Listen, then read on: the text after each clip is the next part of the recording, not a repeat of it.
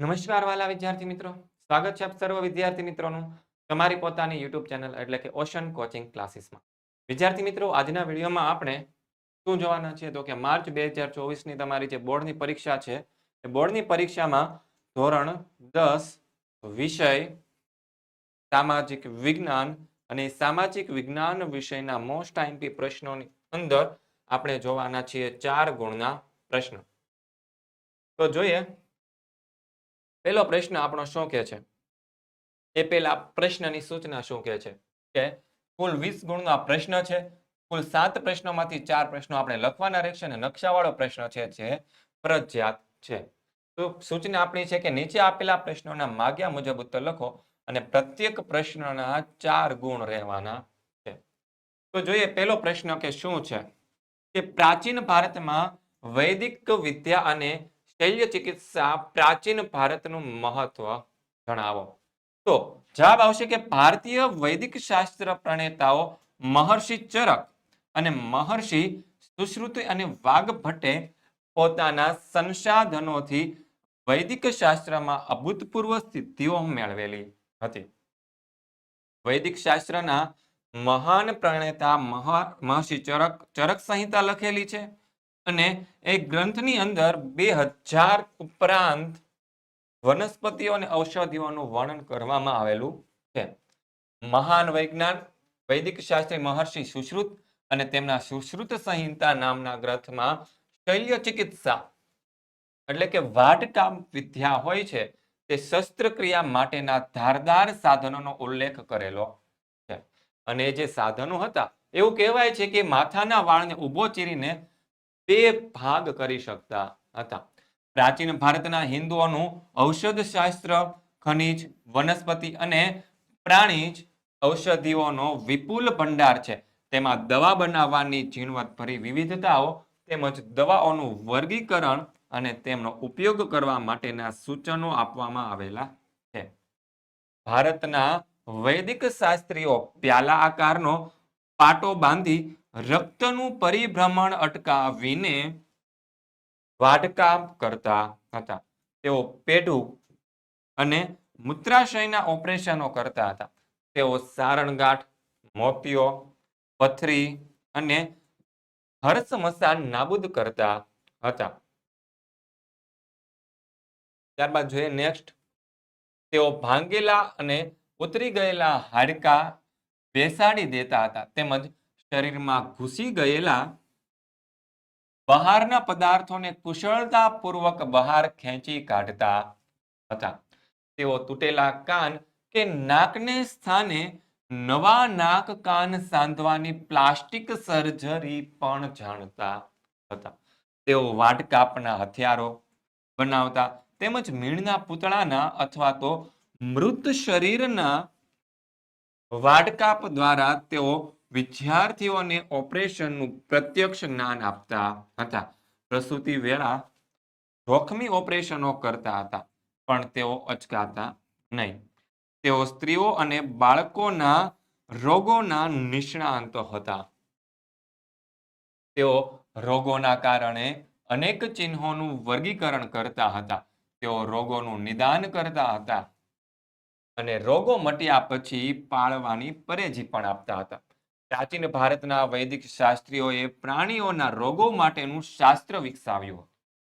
તેમણે અશ્વરોગો, હસ્તી રોગો એટલે કે હાથીના રોગો પર ગ્રંથ લખ્યા હતા. તેમાં હસ્તી આયુર્વેદ અને શાલિહોત્રનું અશ્વશાસ્ત્ર નામના ગ્રંથો ઘણા પ્રખ્યાત છે. વૈદિક શાસ્ત્રના મહાન લેખક વાઘભટ્ટ અષ્ટાંગદય જેવા અનેક ગ્રંથો લખીને નિદાનની બાબતોમાં નોંધપાત્ર ફાળો આપ્યો હતો. ત્યારબાદ આપણો બીજો પ્રશ્ન શું કે છે તે જોઈએ કે એક પ્રયોગાત્મક વિજ્ઞાન તરીકે રસાયણ વિદ્યાનો પરિચય આપો.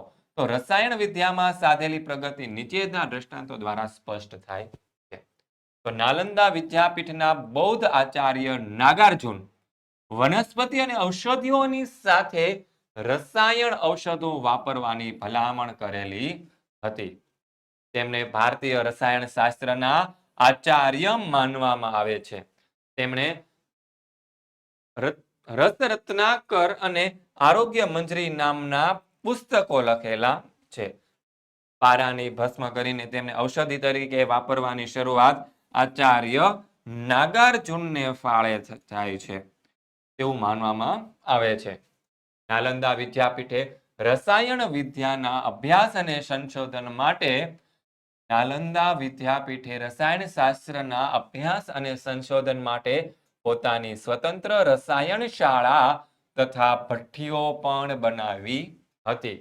રસાયણ શાસ્ત્રના ગ્રંથમાં મુખ્ય રસ, ઉપરસ, 10 પ્રકારના વિષ તેમજ વિવિધ પ્રકારના ક્ષારો અને ધાતુઓનું ભસ્મનું વર્ણન કરવામાં આવેલું છે. બિહારના સુલતાનગંજમાંથી મળી આવેલી 7.5 ફૂટ ઊંચી અને 1 ટન વજનની બુદ્ધની તામ્ર મૂર્તિ તથા નાલંદામાંથી પ્રાપ્ત થયેલી 18 ફૂટ ઊંચી તાંબાની બુદ્ધ પ્રતિમા પ્રાચીન ભારતમાં રસાયણ વિદ્યામાં થયેલી અસાધારણ પ્રગતિના શ્રેષ્ઠ નમૂનાઓ છે.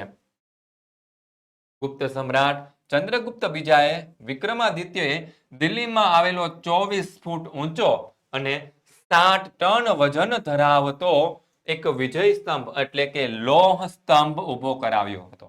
આજ સુધી ટાઢ, તડકો અને વરસાદ ઝીલ્યા છતાં તેને જરા પણ કાટ લાગ્યો નથી. તે રસાયણ વિદ્યાની એક આશ્ચર્યજનક બાબત છે. ત્યારબાદ ત્રીજો પ્રશ્ન જોઈએ કે ભારતની પ્રાચીન ભારતે ખગોળશાસ્ત્ર અને જ્યોતિષશાસ્ત્રમાં સાધેલી પ્રગતિઓ વર્ણવો. તો બધા શાસ્ત્રોમાં ખગોળશાસ્ત્ર સૌથી પ્રાચીન શાસ્ત્ર કહેવામાં આવે છે. ભારતની પ્રાચીન વિદ્યાપીઠોમાં ખગોળશાસ્ત્રનો પદ્ધતિસર અને ઊંડો અભ્યાસ કરાવવામાં આવતો હતો. ગ્રહો અને તેમની ગતિ, નક્ષત્રો અને અન્ય અવકાશી ગ્રહો વગેરે પરથી ગણતરી કરીને ખગોળને લગતી માહિતી એકત્રિત કરવામાં આવતી હતી. મહાન ખગોળવેત્તા અને જ્યોતિષશાસ્ત્રી વરાહમિહિરે પોતાના પંચ સિદ્ધાંતિકા નામના ગ્રંથમાં જ્યોતિષ અને ખગોળશાસ્ત્ર વિશે પ્રમાણભૂત માહિતી આપેલી હતી. ગ્રહો પરથી રાશિફળ પ્રમાણે જ્યોતિષ ફલિત કરવામાં આવતું. ગુપ્ત યુગના મહાન ખગોળશાસ્ત્રી આર્યભટ્ટ સૌપ્રથમ પ્રતિપાદિત એટલે કે સાબિત કર્યું હતું કે પૃથ્વી પોતાની ધરી પર ફરે છે અને ચંદ્રગ્રહણ પૃથ્વીના પડછાયા વડે થાય છે. વિદ્યાનો આ બાબતને અચરજ કહેતા હતા. ખગોળ વિજ્ઞાન ક્ષેત્રે આર્યભટ્ટનું મહત્વનું યોગદાન છે.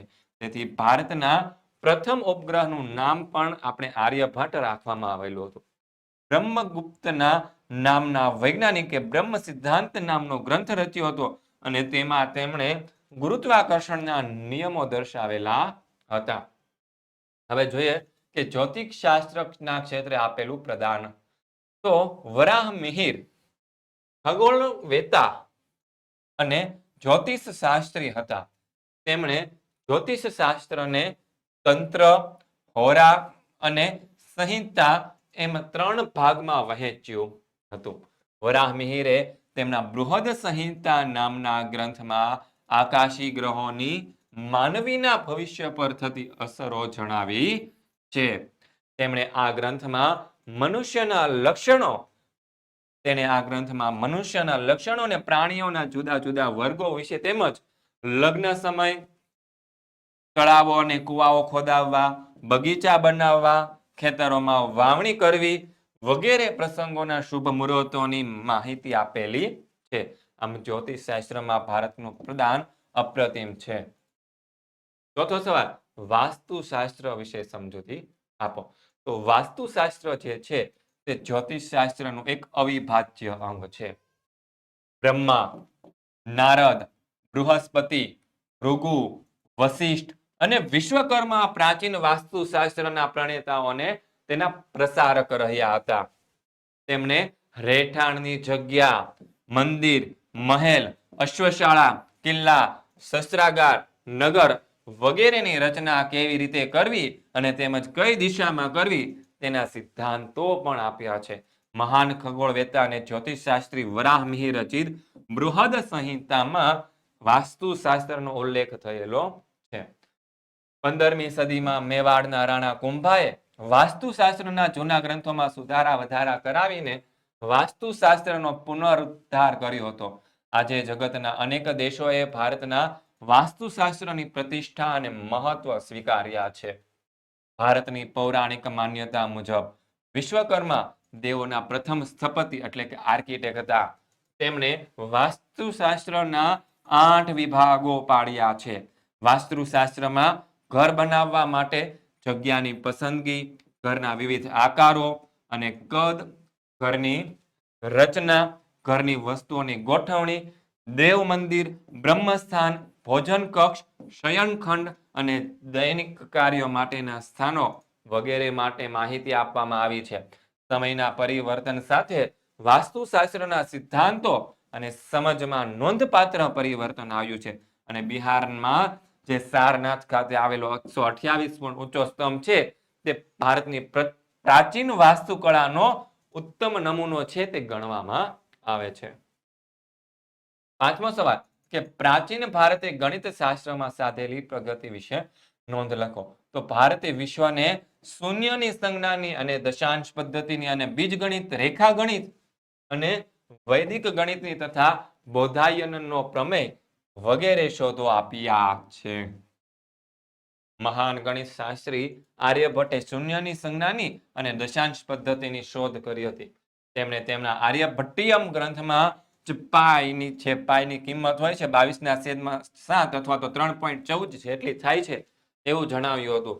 તેમણે પ્રતિપાદન કરેલું છે કે ગોલક એટલે કે ગોળાના પરિઘ અને વ્યાસના ગુણોત્તરને દર્શાવતા અચલાંક એટલે કે પાઈ છે. આર્યભટ્ટે તેમના ગ્રંથોમાં ભાગાકારની આધુનિક પદ્ધતિ, ગુણાકાર, ભાગાકાર, સરવાળા, બાદબાકી, વર્ગમૂળ, ઘનમૂળ અને અષ્ટાંગ પદ્ધતિઓની આપણને માહિતી આપેલી છે. તેથી આર્યભટ્ટને ગણિત શાસ્ત્રના પિતા કહેવામાં આવે છે. આર્યભટ્ટ 10 ગીતિકા અને આર્ય સિદ્ધાંત નામના ગ્રંથો લખ્યા હતા. આર્ય સિદ્ધાંત ગ્રંથમાં તેમણે જ્યોતિષશાસ્ત્રના મૂળ સિદ્ધાંતને સંક્ષેપમાં વર્ણવ્યા છે. તેમણે બીજગણિત, અંકગણિત, રેખાગણિત, મૂળભૂત પ્રશ્નોના ઉકેલ શોધ્યો હતો. વૃત્સમદ નામના ઋષિએ અંકની પાછળ શૂન્ય લગાવીને લખવાની પ્રક્રિયા શોધી હતી. પ્રાચીન ભારતના ગણિત શાસ્ત્રીઓએ 1 ની પાછળ 53 એટલે કે શૂન્ય મૂકવાથી બનતી સંખ્યાઓના નામ નક્કી કર્યા હતા. મોહેન્જો-દડો અને હડપ્પાના અવશેષોમાં માપવા અને તોલવા માટેના સાધનોમાં દશાંશ પદ્ધતિ હતી. તેનો પરિચય પ્રાચીન સમયના મેઘાતિથિ નામના ગણિત શાસ્ત્રીએ આપ્યો હતો. ઈસવીસન 1150માં મહાન ગણિત શાસ્ત્રી ભાસ્કરાચાર્યે લીલાવતી ગણિત નામના પ્રખ્યાત ગ્રંથની રચના કરેલી હતી. આ ઉપરાંત તેમણે બીજગણિત, અંકગણિત અને ખગોળશાસ્ત્ર પર પણ ગ્રંથો લખ્યા હતા. તેમણે સરવાળા, બાદબાકીની શોધો કરેલી હતી. ગણિત શાસ્ત્રી બ્રહ્મગુપ્ત સમીકરણના પ્રકારોની શોધ કરી હતી અને ગણિત શાસ્ત્રી આપસ્તંભે ચુલ્વ સૂત્રમાં ઈસવીસન 800 પૂર્વેમાં વિવિધ વૈદિક યજ્ઞો માટે આવશ્યક વિધિવેદાઓની પ્રમાણ નક્કી કર્યા હતા અને ગણિત શાસ્ત્ર બોધાય અને કાત્યાયને પોતાના ગ્રંથોમાં ગણિત શાસ્ત્રના વિવિધ પાસા વિશે ચર્ચા કરેલી હતી.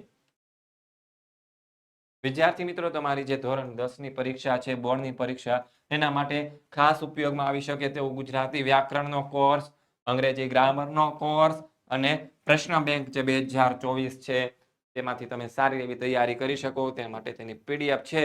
તમને આ નંબર, સંપર્ક નંબર છે તેના ઉપરથી મળી જવાની છે. નંબર છે 70 46 22 22 54. આ નંબર પરથી તમને મળી જવાની છે. ત્યારબાદ જોઈએ 6થો સવાલ, પ્રાચીન ભારતનું ધાતુ વિદ્યાનું પ્રદાન જણાવો. તો નીચેના ધાતુ શિલ્પ પરથી પ્રાચીન ભારતે ધાતુ વિદ્યામાં અદ્વિતીય સિદ્ધિઓ હાંસલ કરી હતી અને તેની માહિતી આપણને મળે છે. પ્રાચીન ભારતની સિંધુ ખીણની જે હડપ્પીય સંસ્કૃતિના અવશેષોમાંથી જે કાંસાની નર્તકીની પ્રતિમા મળી આવી છે, કુષાણ વંશના રાજાઓના સમયની ભગવાન બુદ્ધની પ્રતિમાઓ અને તક્ષશિલામાંથી આપણને પ્રાપ્ત થાય છે. 10મી અને 11મી સદીથી ભારતમાં ધાતુ શિલ્પો બનાવવાની કલા પૂરજોશમાં શરૂ થઈ હતી. દક્ષિણ ભારતમાં ચોલ રાજાઓના સમય દરમિયાન ખૂબ મોટી સંખ્યામાં ધાતુ શિલ્પો તૈયાર થયેલા હતા. આ સમયમાં તૈયાર થયેલું મહાદેવનું જે નટરાજ શિવનું જગવિખ્યાત શિલ્પ છે, તે પ્રાચીન ભારતની ધાતુ વિદ્યાનો શ્રેષ્ઠ નમૂનો છે. આ શિલ્પ આજે ચેન્નઈ, તમિલનાડુના સંગ્રહાલયમાં સંગ્રહિત કરવામાં આવેલો છે. ચેન્નઈ, તમિલનાડુના સંગ્રહાલયમાં ધનુર્ધારી રામની ધાતુની પ્રતિમા સંગ્રહિત છે. ગુપ્ત રાજાઓના સમયની સારનાથમાંથી પ્રાપ્ત થયેલી બુદ્ધ ધાતુની પ્રતિમા, નાલંદા અને સુલતાનગંજમાંથી મળી આવેલી બુદ્ધની તાંબાની મૂર્તિઓ તથા મથુરામાંથી મળેલી જૈન પ્રતિમા ધાતુ વિદ્યાના શ્રેષ્ઠ નમૂનાઓ છે. ધાતુઓમાંથી બનાવેલા કલાત્મક દેવી દેવતાઓ, પશુ પંખીઓ, હિંચકાની સાંકળો, સોપારી કાપવાની વિવિધ પ્રકારની સુડીઓ, કલાત્મક દેવીઓ વગેરે ધાતુ કાપવાના મહત્વના ગણાય છે. આગળ 7મો પ્રશ્ન, કૃષિ ક્ષેત્રના ટેકનિકલ સુધારાઓ વર્ણવો. તો ભારતમાં ખેતીના સાધનો, બિયારણો અને ખાતરોમાં આવેલા પરિવર્તનો ટેકનિકલ સુધારા ગણાય છે. ભારતનો ખેડૂત સિંચાઈ માટે પહેલા કોસ, રેડ વગેરેનો ઉપયોગ કરતો હતો. તેની જગ્યાએ હવે તે સબમર્સિબલ કે મોનોબ્લોક સોલાર પંપ વગેરે વાપરતો થયો છે. ઓછા પાણીએ વધુ પાક લેવા માટે તે ટપક સિંચાઈ પદ્ધતિ અને ફુવારા સિંચાઈ પદ્ધતિનો ઉપયોગ કરતો થયો છે. આજનો ખેડૂત સુધારેલા બિયારણો અને બીજના સંકરણ જાતનો ઉપયોગ કરવા લાગ્યો છે. તે NPK એટલે નાઇટ્રોજન, ફોસ્ફરસ અને પોટાશ અને DAP એટલે કે ડાય એમોનિયમ ફોસ્ફેટ અને યુરિયા જેવા રાસાયણિક ખાતરનો ઉપયોગ કરતો થયો છે. બાયો ફર્ટિલાઇઝરનો પણ ઉપયોગ થાય છે. સરકાર બિયારણો તેમજ રાસાયણિક ખાતરો ખરીદવા આર્થિક મદદ અને રાહત પણ આપે છે. ખેડૂતો તેમના પાકને કીટકો અને રોગોથી બચાવવા કીટકનાશક અને જંતુનાશક દવાઓ તેમજ બાયો કંટ્રોલ એટલે કે જૈવિક નિયંત્રણનો ઉપયોગ કરે છે. સરકાર આ અંગે માહિતી, માર્ગદર્શન તેમજ આર્થિક મદદ આપે છે. ખેડૂતોને વર્તમાનપત્રો, આકાશવાણી, દૂરદર્શન, ડીડી કિસાન ચેનલ મોબાઈલ પર કિસાન SMS ટોલ ફ્રી નંબર 1800180151 એટલે કે કિસાન કોલ સેન્ટર અને સરકારના ખેડૂત વેબ પોર્ટલ આઈ ખેડૂત અને એગ્રી માર્કેટ જેવી મોબાઈલ એપ દ્વારા કૃષિની વૈજ્ઞાનિક પદ્ધતિઓ અંગે માર્ગદર્શન આપવામાં આવે છે. જિલ્લા કક્ષાએ ખેડૂત તાલીમ કેન્દ્રોની સ્થાપના કરવામાં આવી છે. તેમાં ખેડૂતોને પ્રશિક્ષિત કરવામાં આવ્યા છે. વળી કૃષિ ક્ષેત્રે સરકાર દ્વારા થતા સંશોધનો અને નવી તકનીકોની માહિતી ખેડૂતો સુધી પહોંચાડવા ગ્રામ સેવકોની નિમણૂક કરવામાં આવે છે.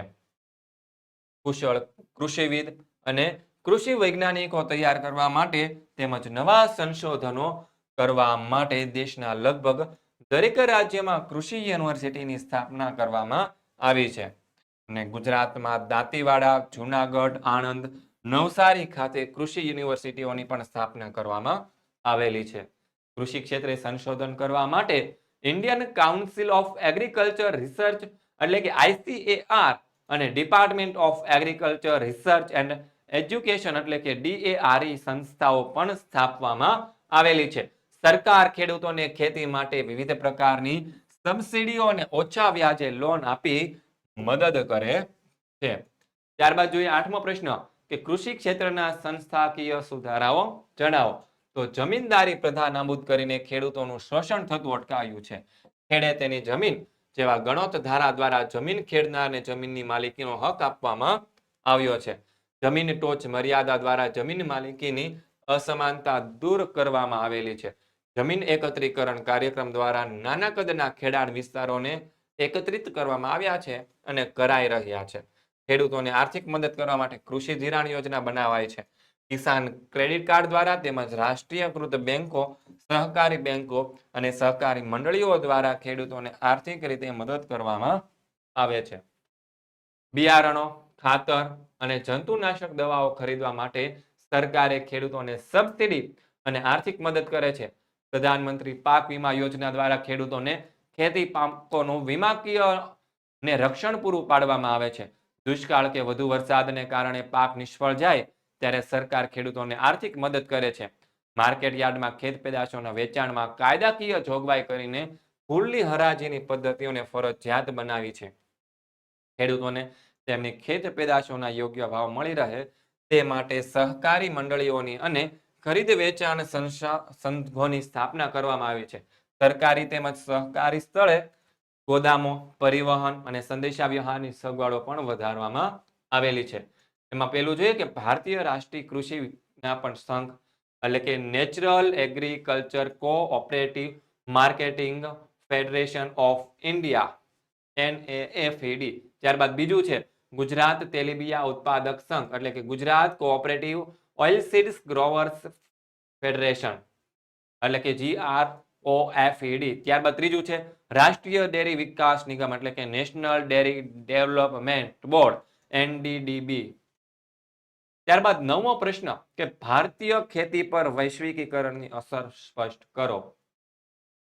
તો ભારત સરકારે વૈશ્વિકીકરણની નીતિઓ અપનાવી હોવાથી ખેત પેદાશોની આયાત નિકાસ કરવા માટેની પ્રક્રિયા સરળ બનાવવામાં આવી છે. તેના પરિણામે ગુજરાતના કપાસ, મરચા, તલ વગેરે ચીનના બજારોમાં અને વિશ્વના વિવિધ ફળો ભારતના બજારોમાં વેચાવા લાગ્યા છે. આ સંજોગોમાં ખેત પેદાશોના પ્રમાણ, પ્રકાર અને સ્વરૂપો બદલાયા છે. આપણા કૃષિ ઉત્પાદનોને પરદેશથી આવતા એ જ ઉત્પાદનો સામે હરીફાઈમાં ઉતરવું પડે છે. વૈશ્વિકીકરણને કારણે આપણી ગુણવત્તાવાળી ખેત પેદાશનું પેટન્ટ દેશના નામે નોંધાવી લેવું જરૂરી બન્યું છે. તો જ ભારત તેની મોટી માનવ શક્તિ, ટેકનોલોજી અને આધુનિક સાધનોની મદદથી કૃષિ ક્ષેત્રે વિકસિત દેશો સાથે હરીફાઈ કરીને ટકી શકશે. અને વૈશ્વિકીકરણને લીધે બહુરાષ્ટ્રીય કંપનીઓ દ્વારા વેચવામાં આવતા મોંઘા ભાવના જે જીનેટિકલ મોડિફાઈડ બીટી બિયારણો ભારતમાં મળવા લાગ્યા છે. તેનાથી તે ખર્ચાળ બની શકે છે. જોકે એ બિયારણોના કપાસ અને મકાઈના ઉત્પાદનમાં વધારો થયો છે. વૈશ્વિક બજારોમાં થતી ખેત પેદાશની સ્પર્ધા સામનો કરવા ભારતે કૃષિ ક્ષેત્રે નવી ટેકનોલોજી અપનાવી વધારે ગુણવત્તાવાળી પેદાશના ઉત્પાદન પર ધ્યાન આપવું પડશે. કૃષિ ક્ષેત્રે જોડાયેલા લોકોની આર્થિક ઉન્નતિ અને સમૃદ્ધિ વધારવા આયોજન ભરવા પડશે. ત્યારબાદ 10મો પ્રશ્ન કે ભારતમાં હરિયાળી ક્રાંતિ અને તેની સિદ્ધિઓ સ્પષ્ટ કરો.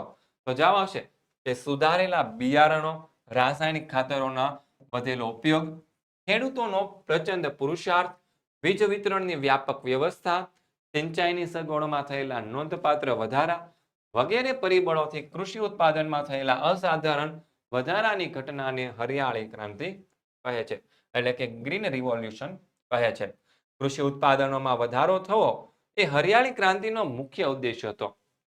ખેડૂતોનું સુધારેલા બિયારણો, વધુ પ્રમાણમાં રાસાયણિક ખાતરો અને જંતુનાશકોનો ઉપયોગ કરવા પ્રેરિત કરવામાં આવ્યા છે. પરિણામે કૃષિ ઉત્પાદનોમાં વધારો કરવાના લક્ષ્યને પ્રાપ્ત કરવામાં સફળતા પ્રાપ્ત થઈ છે. હરિયાળી ક્રાંતિથી ઘઉં અને ડાંગરના પાકનું વિક્રમજનક ઉત્પાદન થયું છે. કપાસ, શેરડી, શણ, તેલીબિયા જેવા રોકડિયા પાકોના ઉત્પાદનમાં નોંધપાત્ર વધારો થયો છે. દેશમાં પહેલા જ્યાં જ્યાં ખાદ્ય અનાજની અછત હતી ત્યાં આજે અનાજના પર્યાપ્ત ભંડારો છે. આ ક્રાંતિ પછી દેશમાં દુષ્કાળની અસરો જણાતી નથી અને અનાજના બફર સ્ટોકના લીધે દુષ્કાળ કે અછતનો સરળતાથી સામનો કરી શકાયો છે. અન્ન ક્ષેત્રે દેશનું સ્વાવલંબન અને હરિયાળી ક્રાંતિની સીમાચિહ્ન રૂપ એક ઐતિહાસિક સિદ્ધિ ગણાય છે. ત્યારબાદ આગળ જોઈએ કે 11મો પ્રશ્ન ભારતીય કૃષિ પદ્ધતિઓ વિશે સમજ આપો. તો ભારતમાં સજીવ ખેતી, ટકાઉ પોષણક્ષમ ખેતી, મિશ્ર ખેતી વગેરે કૃષિ પદ્ધતિઓ પ્રચલિત છે. એમાં પહેલું જોઈએ સજીવ ખેતી કે જે કૃષિ પદ્ધતિમાં યુરિયા કે બીજા કોઈ પણ પ્રકારના રાસાયણિક ખાતરો અને જંતુનાશકનો ઉપયોગ કરવામાં આવતો નથી તેને સજીવ ખેતી કહે છે. જેમાં જમીનના પોષણ માટે છાણિયું ખાતર, અળસિયાનું ખાતર, કમ્પોસ્ટ ખાતર વાપરવામાં આવે છે. તેમાં પાકના સંરક્ષણ માટે ગૌમૂત્ર, લીમડાનું દ્રાવણ, છાશ વગેરેનો ઉપયોગ કરવામાં આવે છે. સજીવ ખેતી જૈવિક ખેતીની પેદાશ પોષણયુક્ત હોય છે. તેમાં કુદરતી સ્વાદ, મીઠાશ અને સોડમ હોય છે અને તેમાં ખનિજ, વિટામિન અને જીવન શક્તિ આપતા તત્વો હોય છે. અને સજીવ ખેતીની પેદાશની માંગ ખૂબ રહે છે અને ખેડૂતો આર્થિક વળતર સારું મળે છે. ત્યારબાદ બીજું છે ટકાઉ ખેતી. આ ખેતીમાં જમીનની ફળદ્રુપતા લાંબા સમય સુધી જાળવવા માટે પાકની ફેરબદલી, પોષણ માટે રાસાયણિક ખાતરોનો જરૂર પૂરતો જ ઉપયોગ, કટક અને નીંદણ નિયંત્રણ માટે જંતુનાશકોને બદલે જૈવિક નિયંત્રણ, જળ સંરક્ષણ વગેરે બાબતોની પૂરતી કાળજી લેવામાં આવે છે. અને ત્યારબાદ છે ત્રીજું મિશ્ર ખેતી. તો આ પ્રકારની ખેતીમાં ખેતીની સાથે સાથે પશુપાલન, મરઘા બતકા ઉછેર, મધમાખી ઉછેર, મત્સ્ય ઉછેર જેવી પ્રવૃત્તિઓ કરવામાં આવે છે. 12મો પ્રશ્ન, ગરીબી ઉદ્ભવવાના કારણો જણાવો. તો કૃષિ ક્ષેત્રે અપૂરતો વિકાસ અને અપૂરતી સિંચાઈની સવલતોના કારણે કૃષિ ક્ષેત્રમાંથી મળતી આવકમાં ઘટાડો. ત્યારબાદ બીજું, ખેતી સિવાયના સમયમાં વૈકલ્પિક રોજગારીની તકોનો અભાવ છે. ત્રીજું, ગ્રામીણ ક્ષેત્રે રોજગારીનું આયોજન, જરૂરી જ્ઞાન, શિક્ષણ, કૌશલ્ય કે તાલીમના અભાવના કારણો. ત્યારબાદ જ્ઞાતિ પ્રથા, રૂઢિઓ, પરંપરાઓના કારણે રીત રિવાજો પાછળ ગજા ઉપરાંતના ખર્ચાના કારણે દેવામાં ડૂબે. આમ બિનઉત્પાદનીય ખર્ચામાં વધારો થવાથી. ત્યારબાદ નિરક્ષરતાનું પ્રમાણ વધુ હોવાથી શોષણ અને અન્યાયનો ભોગ બને છે. તેમજ સરકારી યોજનાઓની માહિતીના અભાવે લાભ ઉઠાવી શકતા નથી. આર્થિક નીતિઓના ઘડતરમાં છેવાડાના માનવીની જરૂરિયાતો અને તેના આર્થિક હિતોની ઉપેક્ષા થવાથી રોકડિયા પાકોને પ્રોત્સાહન મળ્યું અને ખાદ્ય પાકોનું ઉત્પાદન ઘટ્યું.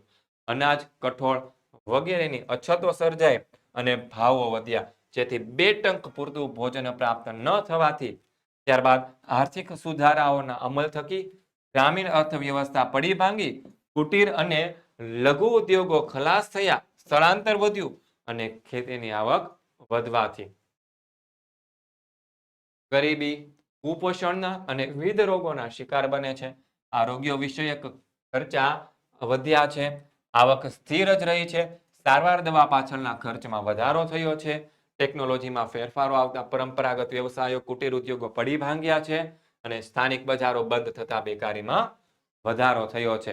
વસ્તી વૃદ્ધિનો દર વધ્યો છે, મૃત્યુનો દર ઘટ્યો છે, સરેરાશ આયુષ્યમાં વધારો થયો અને શ્રમની કુલ માંગ કરતા શ્રમનો પુરવઠો વધ્યો અને બેકારી વધી. બીજી બાજુએ તેમની જીવન જરૂરિયાતની વસ્તુઓની માંગ સામે ઉત્પાદન ઘટતા ભાવ વધ્યા અને ખરીદ શક્તિમાં ઘટાડો થયો અને જીવન ધોરણ કથળ્યું અને ગરીબાઈમાં વધારો થયો.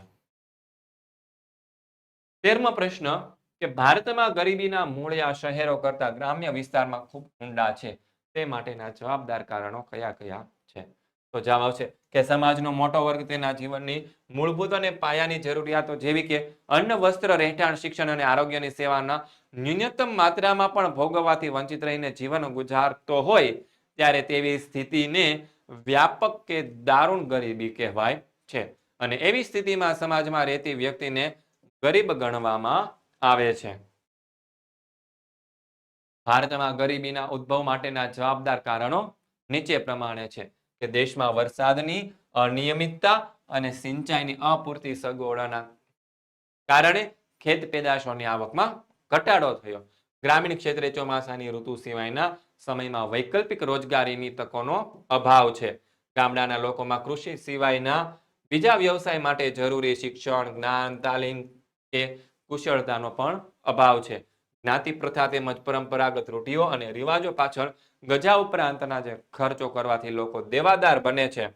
આમ બિન ઉત્પાદકીય ખર્ચા કરવાથી વ્યક્તિ ગરીબ જ રહે છે. દેશમાં નિરક્ષરતાનું પ્રમાણ વધારે હોવાથી વ્યક્તિમાં શોષણ અને અન્યાયનો ભોગ બનવું પડે છે અને સરકારી યોજનાઓની માહિતીના અભાવે ગરીબોને મળતા લાભ તેઓ મેળવી શકતા હોતા નથી.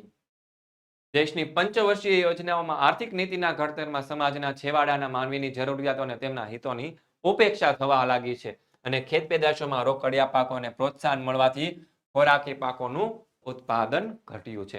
પરિણામે અનાજ, કઠોળના ભાવો વધ્યા. ભાવવધારો અને મોંઘવારીના કારણે વ્યક્તિને 2 ટંક પૂરતું ભોજન મળ્યું નહીં. દેશમાં આર્થિક સુધારાઓના લીધે ગ્રામીણ અર્થવ્યવસ્થા પર વિપરીત અસર થઈ. કુટીર અને લઘુ ઉદ્યોગો બંધ થયા.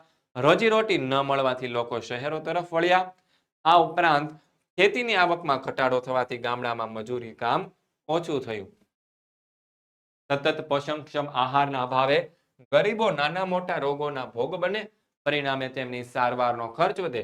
જ્યારે આવકમાં વધારો થતો નથી, તેથી ગરીબોની આર્થિક સ્થિતિ સુધરતી નથી.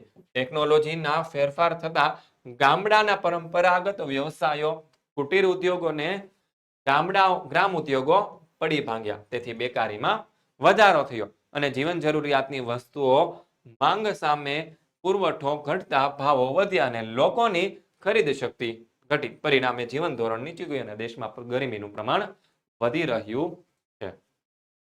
આગળ જોઈએ 14મો પ્રશ્ન, ગરીબી એટલે શું? ગરીબ વર્ગના જીવનને ઊંચું લાવવા માટે સરકારના પ્રયાસો જણાવો. તો આગળ આપણે જોઈ લીધી આગળના પ્રશ્નમાં જા ગરીબીની વ્યાખ્યા કે સમાજનો મોટો વર્ગ તેમની જીવનની મૂળભૂત પાયાની જરૂરિયાતો જેવી કે અન્ન, વસ્ત્ર, રહેઠાણ અને શિક્ષણ અને આરોગ્યની સેવાનો ન્યૂનતમ માત્રામાં પણ ભોગવવાથી વંચિત રહીને જીવન ગુજારતો હોય ત્યારે તેવી સ્થિતિને વ્યાપક કે દારૂણ ગરીબી કહેવાય છે. અને ગરીબી એવી સ્થિતિમાં સમાજમાં રહેતી વ્યક્તિને ગરીબ ગણવામાં આવે છે. ગરીબી વર્ગના જીવનને ઊંચું લાવવા માટેના સરકારના કયા કયા પ્રયાસો છે? તો ગ્રામીણ અને શહેરી વિસ્તારમાં ગરીબી રેખા નીચે જીવતા કુટુંબોની આવકમાં ઓછી હોય તેવા કુટુંબને અંત્યોદય કુટુંબ કહે છે. આવા કુટુંબો માટે સરકારે જાહેર વિતરણની વ્યવસ્થા કરેલી છે. આવા કુટુંબોને રેશન કાર્ડના આધારે વ્યાજબી ભાવની દુકાનો દ્વારા પ્રતિ માસે આવશ્યક ચીજ વસ્તુઓ જેવી કે અનાજ, ખાંડ, તેલ, મીઠું, કેરોસીન વગેરે વસ્તુઓ તેમને વાજબી ભાવે અને નિયમિત નક્કી કરેલા પ્રમાણમાં આપવામાં આવે છે.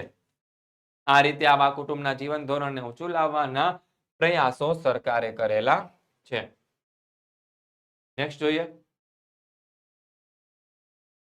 આગળનો પ્રશ્ન કે 15મો, ગરીબી નિવારણના વિવિધ ઉપાયોની સમજૂતી આપો. તો ગરીબી નિવારણ માટે ભારત સરકારે આયોજનમાં નીચે પ્રમાણેના 4 પ્રકારની વ્યૂહરચના અપનાવેલી હતી કે દેશનો ઝડપી આર્થિક વિકાસ થવાથી રોજગારી અને આવકની તકોમાં વધારો થશે તેમજ શ્રીમંતોને પ્રાપ્ત થતા લાભો ગરીબો સુધી વિસ્તરશે એવી આશાએ ગરીબી હટાવોના સૂત્ર સાથે સરકારે આયોજનમાં મોટા અને ભારત ઉદ્યોગોની સ્થાપનાને પ્રોત્સાહન આપ્યું હતું. દેશમાં હરિયાળી ક્રાંતિ લાવવામાં બધી પંચવર્ષીય યોજનાઓમાં કૃષિ ક્ષેત્રના વિકાસ પર ધ્યાન આપવામાં આવ્યું. આમ છતાં દેશમાં મંદ આર્થિક વિકાસ અને વિકાસના લાભોને અસમાન વહેંચણીના કારણે ગરીબીમાં અપેક્ષિત ઘટાડો થઈ શક્યો નથી. ધનિકો વધુ ધનિક બન્યા અને ગરીબો વધારે ગરીબ બન્યા. પછી આગળનો મુદ્દો જોઈએ કે સરકારે આવકની સમાન વહેંચણી માટે કેટલાક ઉપાયો હાથ ધર્યા જેથી ધનિકો અને ગરીબો વચ્ચેનું અંતર ઘટી શકે. જેમ કે ધનિક વર્ગ અને મધ્યમ વર્ગ પર કરવેરા નાખ્યા. ધનિક વર્ગ દ્વારા ઉપયોગમાં લેવાતી મોજ શોખની ભોગવિલાસને અને સુખ સગવડની વસ્તુના ઉત્પાદન પર ઊંચા કરવેરા નાખવામાં આવ્યા. ત્યારબાદ ત્રીજું, ગરીબ લોકોની રોજિંદા વપરાશની વસ્તુઓના ઉત્પાદનને અગ્રિમતા આપી તેમજ એ વસ્તુઓ બજાર ભાવો કરતા ઓછા ભાવે ગરીબોને વાજબી ભાવની દુકાનો દ્વારા નિયત જથ્થામાં રાહત દરે જીવન જરૂરિયાતની વસ્તુઓ પૂરી પાડીને તેમના જીવન ધોરણને ઊંચું લાવવાનો વ્યૂહ અપનાવવામાં આવ્યો. જમીનદારી પ્રથાની નાબૂદી, ગણોતિયાઓ માટે જમીનની માલિકીના હકની જોગવાઈઓ ધરાવતો ગણોતધારો, જમીનની ટોચ મર્યાદાનો કાયદો, ફાજલ પડતર જમીનની ભૂમિહીન ખેડૂતોને વહેંચણી અને ગણોતનું નિયમન, ખેડ હકની સલામતી, જમીનની હદનું સીમાંકન વગેરે જમીન ધારાના સુધારાના ઉપાયો હાથ ધરીને ગ્રામીણ ક્ષેત્રે ધનિક ખેડૂતો કે જમીનદારોની આવકમાં ઘટાડો થાય અને જમીન વિહોણા ખેત મજૂરો કે ગણત્યાઓની આવકમાં વધારો થાય એ રીતે ગરીબોની સ્થિતિ સુધારવાનો વ્યૂહ અપનાવ્યો છે. સરકારે રોજગારીના આર્થિક તકો વધારવા કૃષિ પેદાશ ઉપર આધારિત ઉદ્યોગો, પશુપાલન, મત્સ્ય ઉદ્યોગો, વનીકરણ, નાની મોટી સિંચાઈ યોજનાઓ, ગૃહોદ્યોગો, લઘુ ઉદ્યોગો, કુટીર ઉદ્યોગો વગેરે શ્રમ પ્રધાન ઉદ્યોગો માટે પ્રોત્સાહક નીતિઓ જાહેર કરીને આર્થિક મદદ કરી. આ ઉપરાંત સરકારે કાયદા ઘડીને કેટલીક ચીજ વસ્તુઓનું ઉત્પાદન, ગૃહ ઉદ્યોગ અને લઘુ ઉદ્યોગો પૂરતું અનામત રાખ્યું. સરકારે ગ્રામીણ ક્ષેત્રે શિક્ષણ, આરોગ્ય, વસવાટ, કુટુંબ નિયોજન, સંદેશા વ્યવહાર, રસ્તા, સિંચાઈ, કૌશલ્યોનો વિકાસ વગેરે અંગેના કાર્યક્રમો અમલમાં મૂક્યા અને બિયારણો, ખાતરો અને ટ્રેક્ટરો માટે સસ્તી બેંક લોનની સગવડો કરી. બીજું, શૈક્ષણિક ક્ષેત્રે ટેકનિકલ અને વ્યવસાય લક્ષી અભ્યાસક્રમો શરૂ કર્યા અને તાલીમ કેન્દ્રો ખોલ્યા. યુવકનું યુવતીઓના ઉચ્ચ શિક્ષણ માટે સ્કોલરશીપ, ફી માફી પ્રયાસ રૂપે મહિલાઓ આર્થિક રીતે પગભર બનવા સ્વરોજગારીના કાર્યક્રમો શરૂ કરવામાં આવ્યા. વિદ્યાર્થી મિત્રો, આજે તમારી ધોરણ 10 ની બોર્ડની પરીક્ષા ખૂબ જ નજીક આવી રહી છે, ત્યારે તમે ગુજરાતી વ્યાકરણમાં પૂરેપૂરા માર્ક્સ કવર કરી શકો અને અંગ્રેજી ગ્રામરની અંદર પણ પૂરેપૂરા માર્ક્સ મેળવી શકો અને તમામ વિષયની અંદર સારું પરફોર્મન્સ કરી શકો તે માટે પ્રશ્ન બેંક આ બધી જ વસ્તુની પીડીએફ છે, સોલ્યુશન સાથેની પીડીએફ તમને 70 46 22 22 54 આ મોબાઈલ નંબર ઉપર મળી જવાની છે. તો ફટાફટ આ નંબર પર કોન્ટેક્ટ કરીને મેળવી લો અને પરીક્ષાની અંદર સારા માર્ક્સ મેળવી લેજો.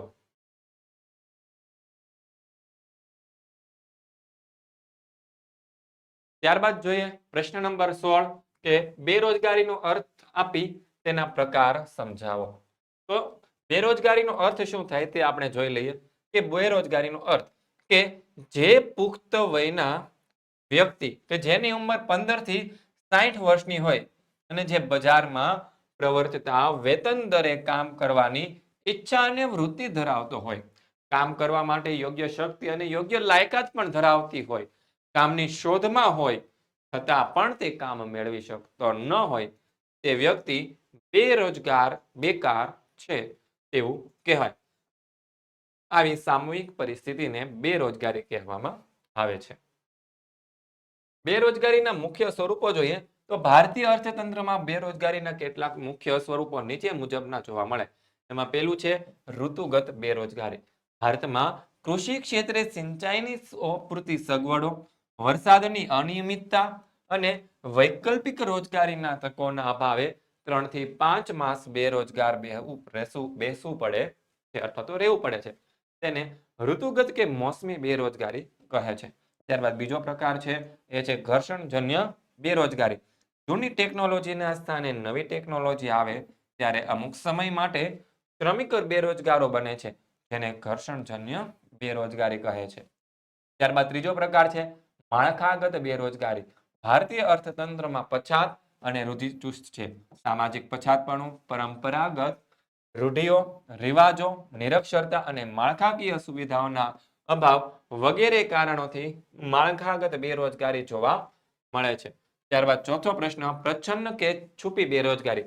કોઈ કામ ધંધા કે વ્યવસાયિક પ્રવૃત્તિમાં જરૂર કરતા વધુ શ્રમો રોકાયેલા હોય છે. આ વધારાના શ્રમિકો ઉત્પાદન કાર્યમાંથી ખસેડી લેવાથી કુલ ઉત્પાદનમાં કોઈ ફેર ન હોય તો આ વધારાના શ્રમિક પ્રચ્છન્ન બેરોજગારીમાં છુપાયેલા છે તેવું આપણે કહી શકીએ. પાંચમો સવાલ ઔદ્યોગિક બેરોજગારી. ઔદ્યોગિક ક્ષેત્રે થતા ફેરફારની લીધે જો વ્યક્તિએ ટૂંકા કે લાંબા સમય માટે કામ વિનાનું થવું પડતું હોય તો આવી જે સ્થિતિ છે તેને ઔદ્યોગિક બેરોજગારી કહેવામાં આવે છે. શિક્ષિત બેરોજગારી. ઓછામાં ઓછું માધ્યમિક શિક્ષણ મેળવ્યું હોય અને જો વ્યક્તિ બેરોજગાર હોય તો તેને શિક્ષિત બેરોજગાર કહેવામાં આવે છે. ત્યારબાદ 17મો પ્રશ્ન કે જો ભારતમાં બેરોજગારી ઘટાડવી છે તો શ્રમ શક્તિનું યોગ્ય આયોજન શ્રેષ્ઠ પુરાવાર થઈ શકે. કેવી રીતે? સમજાવો. તો શ્રમ શક્તિનું યોગ્ય આયોજન કરવાથી શિક્ષિત બેરોજગારી મહદ અંશે દૂર કરી શકાય છે. હાલના સમયમાં શ્રમ શક્તિના આયોજન માટે નીચે મુજબના પગલાં ભરી શકાય છે. કમ્પ્યુટર, ઇન્ફોર્મેશન ટેકનોલોજી, ફાર્મા ક્ષેત્ર, બિઝનેસ મેનેજમેન્ટ, ધંધાકીય વ્યવસ્થા, process outsourcing, marketing, catering management, office management, hotel management વગેરે ક્ષેત્રમાં રોજગારીની વિપુલ તકો રહેલી છે. તેથી તેને અનુરૂપ નવા અભ્યાસક્રમો શાળા કોલેજોમાં શરૂ કરવા જોઈએ. પ્રશિક્ષણ અને તાલીમી સંસ્થાઓના પાઠ્યક્રમોના નવા અભ્યાસક્રમો શાળા કોલેજોમાં દાખલ કરવા જોઈએ. પ્રશિક્ષણ અને તાલીમ સંસ્થાઓના પાઠ્યક્રમોમાં સુધારા હોય અને નવીનીકરણીય પ્રક્રિયા હાથ ધરવી જોઈએ, જેથી નોકરીની વર્તમાન અને ભવિષ્યની જરૂરિયાતો પૂરી પાડી શકાય. આજની શ્રમ શક્તિની માંગને અનુરૂપ શાળામાં ચાલતા વ્યવહારલક્ષી અભ્યાસક્રમો અને પાઠ્યક્રમો બદલવા જોઈએ. માધ્યમિક શિક્ષણને અંતે વિદ્યાર્થીઓ સ્વરોજગારીની તકો પ્રાપ્ત કરી શકે તે માટે ટૂંકા ગાળાના સર્ટિફિકેટ અને ડિપ્લોમાના પ્રત્યક્ષ તાલીમી અભ્યાસક્રમો જેવા કે સ્પિનિંગ, વિવિંગ, ટર્નિંગ, પ્લમ્બિંગ, રેડિયા, ટીવી, ફ્રીઝ અને air conditioner, mobile repairing, automobile, electronics, computer science વગેરેનો વ્યાપ વધારવો જોઈએ. અને આ અભ્યાસક્રમોની પ્રત્યક્ષ તાલીમ લઈને તૈયાર થયેલા કુશળ કારીગરો કે ટેકનિશિયનો પોતાનો નાનો ઉદ્યોગ કે ધંધો શરૂ કરી સ્વરોજગારી મેળવી શકશે. શ્રમ શક્તિના આયોજન માટે સ્થાનિક ઉદ્યોગો અને ઔદ્યોગિક તાલીમ સંસ્થાઓ વચ્ચે સંકલન થાય તો સ્થાનિક જરૂરિયાતો મુજબ શ્રમનો પુરવઠો ઉપયોગ ઊભો કરી રોજગારીની તકોનું સર્જન કરી શકાય છે. 18મો પ્રશ્ન કે બેરોજગારી ઘટાડવાના ઉપાયો જણાવો. ભારતમાં બેરોજગારી ઘટાડવાના પ્રયાસ રૂપે સરકારી યોજનાઓ અને કાર્યક્રમો નીચે પ્રમાણે છે. પહેલું કે ભારતમાં આર્થિક વિકાસનો વાર્ષિક 10% જેટલો ઊંચો રાખીને તે લક્ષ્યાંકને સિદ્ધ કરવા સર્વગ્રાહી પગલાં ભરવા જોઈએ. આ માટે જાહેર ખાનગી ક્ષેત્રે મૂડીરોકાણ વધારીને રોજગારીની તકો ઊભી કરવી જોઈએ. ગૃહ ઉદ્યોગો અને કુટીર ઉદ્યોગોને ઝડપથી અને સંતુલિત કરવા જોઈએ. શ્રમ પ્રધાન ઉત્પાદન પદ્ધતિ દ્વારા વપરાશી વસ્તુઓનું ઉત્પાદન કરતા નાના ઉદ્યોગો, ગ્રામ ઉદ્યોગો, હુન્નર ઉદ્યોગો વગેરેના વિકાસ પર ભાર મૂકવો જોઈએ. ગ્રામીણ ક્ષેત્રે ઓછા મૂડીરોકાણ વડે વધારે લોકોને રોજગારી આપી શકાય છે. એવી ખેતી વિષયક પ્રવૃત્તિ અને યોજનાઓનો મહત્તમ અમલ કરવો જોઈએ. જેમ કે કૃષિ ક્ષેત્રે એકથી વધુ વખત પાક લઈ શકાય એવી પદ્ધતિઓ વિકસાવી નવી જમીન ખેડાણ હેઠળ લાવી દરેક ખેતરને પાણી અને વીજળી પૂરા પાડવા નાની મોટી સિંચાઈ યોજનાઓ બનાવી સડકોનું નિર્માણ કરવું, પશુપાલન, ડેરી, મત્સ્ય ઉછેર, મરઘા બતકા ઉછેર, વનીકરણ વગેરે પ્રવૃત્તિઓ વિકસાવીને બાગાયતી અને શાકભાજી તથા ફળોની ખેતીને પ્રોત્સાહન આપવું. ત્યારબાદ ચોથો કે ગ્રામીણ ક્ષેત્રે લોકોના તંદુરસ્ત વિકાસ સાધવા અને તેમને પૌષ્ટિક આહાર, પીવા માટેનું શુદ્ધ પાણી એટલે કે ચોખ્ખું પાણી, આરોગ્ય, શિક્ષણ, વીજળી, રસ્તા વગેરે પૂરા પાડવા તેમજ બેંક, વીમો, ઇન્ટરનેટ, સંદેશા વ્યવહાર, વાહન વ્યવહાર વગેરેની સવલતો પૂરી પાડવી જોઈએ, જેથી તેમના જીવનમાં ગુણાત્મક અને પરિણાત્મક સુધારો લાવી શકાય છે. ત્યારબાદ 19મો પ્રશ્ન કે બેરોજગારીના કારણો જણાવો. તો એમાં પહેલું છે વસ્તી વધારો. ત્યારબાદ શિક્ષિત યુવક યુવતીઓમાં માત્ર સૈદ્ધાંતિક જ્ઞાન, તેમના માટે ટેકનિકલ અને પ્રાયોગિક જ્ઞાન કે કૌશલ્યનો અભાવ છે. ત્યારબાદ દેશના ઔદ્યોગિક વિકાસના ધીમા દરના કારણે પૂર્ણ કક્ષાની રોજગારી કરવામાં મળેલી નિષ્ફળતા. કૃષિ ક્ષેત્રે વરસાદની અનિયમિતતા અને સિંચાઈની અપૂરતી સગવડો તેમજ ખેતીના વ્યવસાયમાં જોખમનું વધેલું પ્રમાણ. આજના યુવાનોમાં કૃષિ વ્યવસાય પ્રત્યે ઉદાસીનતા, ખેતી સિવાયના સમયમાં વૈકલ્પિક રોજગારીનો અભાવ, ગ્રામ ઉદ્યોગ, કુટીર ઉદ્યોગ અને લઘુ ઉદ્યોગોની નબળી સ્થિતિ, જ્ઞાતિ પ્રથા અને સંયુક્ત કુટુંબ વ્યવસ્થાને કારણે કૌટુંબિક ધંધાને કે પરંપરાગત વ્યવસાયને મળતી પ્રાથમિકતા, નવા ધંધા ઉદ્યોગ માટે શરૂ કરવામાં આવેલા યુવાનોમાં સાહસનો અભાવ, યુવાનોમાં ટેકનિકલ જ્ઞાન, તાલીમ કે અનુભવનો અભાવ, માનવ શ્રમની અગતિશીલતા અને તેનું ખામીયુક્ત આયોજન, બચતોના ઓછા પ્રમાણના કારણે નવા મૂડી સર્જનના દરમાં ઘટાડો. વિશ્વ શ્રમ બજાર વિશે નોંધ લખો. તો વિશ્વના દેશો પોતાના શ્રમિકો મજૂરોની પરસ્પર આપલે કરે તેને વિશ્વ શ્રમ બજાર કહેવામાં આવે છે. આંતરરાષ્ટ્રીય કક્ષાએ શ્રમિકો એક દેશમાંથી બીજા દેશમાં રોજગારી, વેપાર, ધંધા, ઉદ્યોગ અને શૈક્ષણિક વ્યવસ્થાઓની શોધમાં સ્થળાંતર કરે છે ત્યારે વિશ્વ શ્રમ બજાર ઉદ્ભવે છે. હાલમાં ઉચ્ચ ટેકનિકલ જ્ઞાન અને ઉચ્ચ શિક્ષણની પદવીઓ મેળવવા માટે તેમજ વધુ સુવિધા, વધુ આવક અને વધુ સારી નોકરીની શોધમાં બુદ્ધિધનનું બહિર્ગમ અને આંતરરાષ્ટ્રીય સ્તરે થતું બુદ્ધિધનનું સ્થળાંતર છે.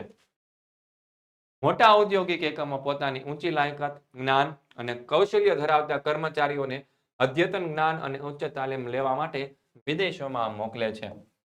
તે એક પ્રકારનું આંતરરાષ્ટ્રીય સ્થળાંતર ગણાય. આપણા દેશમાંથી બુદ્ધિશાળી અને પ્રતિભાશાળી વ્યક્તિઓ તેમજ તાલીમ પામેલા કુશળ કારીગરોના અન્ય દેશોમાં થતા સ્થળાંતર તથા સ્થાયી વસવાટ થવાના વધવા જતા પ્રમાણને લીધે દેશમાં બુદ્ધિશાળી, ટેકનિકલ અને વૈજ્ઞાનિક માનસ ધરાવતી પ્રતિભાઓની ભારે ખોટ વર્તાય છે. 21મો પ્રશ્ન ભારતીય બંધારણમાં કયા બાળ અધિકારોનો સમાવેશ કરવામાં આવેલો છે? તો જાતિ, રંગ, લિંગ, ભાષા, ધર્મ કે રાષ્ટ્રીયતાના ભેદભાવ વિના બાળકોને જીવન જીવવાનો જન્મસિદ્ધ અધિકાર છે.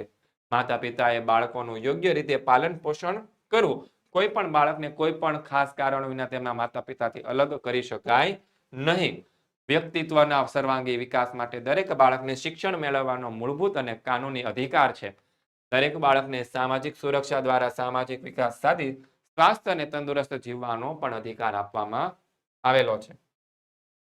બાળકોને તેમના વય જૂથ પ્રમાણે રમતગમત અને મનોરંજનની પ્રવૃત્તિમાં ભાગ લઈ તંદુરસ્ત અને સ્વસ્થ અને આનંદી જીવન જીવવાનો પણ અધિકાર છે. દરેક બાળક તેના અંતઃકરણ મુજબ પોતાનો ધર્મ પાળવાનો, ધાર્મિક સમુદાયમાં રહેવાનો અને સંસ્કૃતિ જાળવવાનો પણ અધિકાર આપવામાં આવેલો છે. દરેક બાળક પોતાની રીતે અભિવ્યક્ત કરવાનો, મંડળો રચવાનો અને તેમના સભ્ય બનવાનો અધિકાર છે. દાખલા તરીકે બાળ સંસદ. દરેક બાળકને કોઈ પણ પ્રકારની શારીરિક અથવા તો માનસિક હિંસા, શોષણ અને યાતના સામે તેમજ નશીલી દવાઓના ઉપયોગ સામે તથા શિક્ષા કે દંડ સામે રક્ષણ તેમજ સલામતી મેળવવાનો અધિકાર છે. દરેક બાળકને પોતાના શારીરિક, માનસિક, નૈતિક, સામાજિક વિકાસ માટે સામાજિક સુરક્ષા અને યોગ્ય જીવન ઘડતર મેળવવાનો પણ અધિકાર છે. ત્યારબાદ જોઈએ 22મો પ્રશ્ન કે વૃદ્ધોની સમસ્યાઓ વર્ણવો તથા તેમના રક્ષણ અને કલ્યાણ સંબંધી જોગવાઈઓ વર્ણવો. તો જવાબ આવશે વૃદ્ધોની સમસ્યાઓ પાશ્ચાત્ય સંસ્કૃતિ અને ભૌતિકવાદની તેમજ વિભક્ત કુટુંબમાં રહેવાની ઘેલછાના કારણે આજના સંતાનો વૃદ્ધ માતા પિતા પ્રત્યેની તેમની કૌટુંબિક અને નૈતિક ફરજો તથા માનવ મૂલ્યો ભૂલી ગયા છે. પરિણામે વર્તમાન સમયમાં વૃદ્ધો ઉપેક્ષિત અને નિસહાય સ્થિતિમાં જીવી રહ્યા છે. સંયુક્ત કુટુંબોમાં રહેતા વૃદ્ધોની સાર સંભાળ અગાઉની તુલનામાં હાલમાં ઓછી લેવાય છે. સમાજમાં જેમ જેમ કુટુંબો વિભક્ત થતા જાય છે તેમ તેમ વૃદ્ધોની સમસ્યા ગંભીર બનતી જાય છે. સંતાનોની વૃદ્ધ માતા પિતા પ્રત્યે સંવેદનાહીન અને લાગણીશૂન્ય વ્યવહારથી મજબૂર બનીને વૃદ્ધોને ઘરડા ઘરોમાં રહેવાની ફરજ પડી છે. આમ ઉપર દર્શાવેલી સમસ્યાઓના કારણે નિસહાય બનેલા વૃદ્ધોને રક્ષણ આપવાની જરૂરિયાત ઊભી થઈ છે. વૃદ્ધોના રક્ષણ અને કલ્યાણ સલામતી માટે સરકારે લીધેલા પગલાં નીચે પ્રમાણે છે. કેન્દ્ર સરકારે વૃદ્ધો અંગેની રાષ્ટ્રીય નીતિ 1999 અમલમાં મૂકી છે. આ નીતિ અન્વયે વૃદ્ધોને પેન્શન રૂપે આર્થિક મદદ આપવામાં આવે છે. સિનિયર સિટીઝન્સ માટે સ્કીમ હેઠળ વૃદ્ધોને બેંક અને પોસ્ટ ઓફિસમાં મૂકેલી ડિપોઝિટ પર વધુ વ્યાજ આપવામાં આવે છે. બસ, રેલવે કે હવાઈ મુસાફરી વૃદ્ધ સ્ત્રી પુરુષોને ટિકિટના દરમાં 30 થી 50% સુધીની રાહત આપવામાં આવે છે. રાજ્ય સરકારે પ્રત્યેક જિલ્લામાં એક સુવિધાયુક્ત ઘરડા ઘર એટલે કે વૃદ્ધાશ્રમ ખોલ્યું છે. વૃદ્ધાશ્રમમાં સંગીત, યોગ, રમતગમત તેમજ માનસિક ક્ષમતા વધે તેવી પ્રવૃત્તિઓ દ્વારા વૃદ્ધોને જીવન ને શાંતિપ્રદ બનાવવાના પ્રયાસો કરવામાં આવેલા છે. શહેરોમાં વૃદ્ધો માટે અલગ બગીચાઓ પણ બનાવવામાં આવેલા છે. ઘરેલું હિંસા, શોષણ, અત્યાચારો સામે વૃદ્ધોને રક્ષણ આપવા માટે સરકારે માતા પિતા અને સિનિયર સિટીઝન્સની સાર સંભાળ અને કલ્યાણ સંબંધી કાયદો 2007 અમલમાં મૂક્યો છે. આ કાયદાની અન્વયે વૃદ્ધોને પેન્શન કરતા તેમના સંતાનોને સજા અને દંડ કરવાની જોગવાઈ કરવામાં આવેલી છે. વૃદ્ધોની સાર સંભાળની કાયદેસરની જવાબદારી તેમના કુટુંબીજનોની અને સગા સંબંધીઓ પર લાદવામાં આવી છે. આથી વૃદ્ધોને તેમના સંતાનો પાસેથી ભરણ પોષણ મેળવવા માટે હકદાર બન્યા છે. કેન્દ્ર સરકારે વિશિષ્ટ યોગદાન બદલ વૃદ્ધોને સન્માનિત કરવાનો કાર્યક્રમ અમલમાં મૂકેલો છે. ત્યારબાદ જોઈએ 23મો પ્રશ્ન કે ભ્રષ્ટાચારને નાથવાના સરકારી પ્રયાસો જણાવો. તો જવાબ આવશે 1984માં કેન્દ્રીય લાંચ રૂશ્વત વિરોધી બ્યુરોની સ્થાપના કરી છે. આ બ્યુરો સરકારી કર્મચારીઓ વિરુદ્ધ થયેલા ભ્રષ્ટાચારોના આરોપીઓની તપાસ કરે છે. જો આરોપો સાચા જણાય તો તે ગુનેગારોને અદાલતી શિક્ષા કરવામાં આવે છે. ગુજરાતમાં સંસ્થાના મુખ્ય કચેરી અમદાવાદમાં શાહીબાગ વિસ્તારમાં આવેલી છે. રાજ્યની કોઈ પણ વ્યક્તિ હેલ્પલાઇન એટલે કે ટોલ ફ્રી નંબર 1800 23 34 44 પર ફરિયાદ કરી શકે છે.